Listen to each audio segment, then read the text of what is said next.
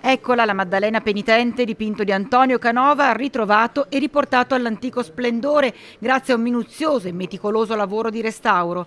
Si può ammirare la gipsoteca nei 200 anni dalla morte del grande artista in un suggestivo allestimento che mette a confronto due Maddalene canoviane. In qualche modo rappresenta lo sfogo nel paese natale dell'artista che ha il trionfo a Roma, il suo studio a Roma, e quando viene qui, nei limiti degli spazi e anche in fondo della sua stessa creazione, della sua stessa visione, dipinge. Quindi la pittura si conviene al Canova di Possagno e la scultura si conviene di più invece al Canova di Roma. È bello vedere come l'artista mantenga alcuni brani e come queste due opere riescano ad entrare in dialogo. Entrambe ci fanno vedere quello che è il dolore, il pathos, però anche la naturalezza e la femminilità di questo soggetto biblico. È un orgoglio enorme poter rivedere qui questa Maddalena penitente, questo dipinto che è stato fatto proprio dalle mani di Canova all'interno della sua casa,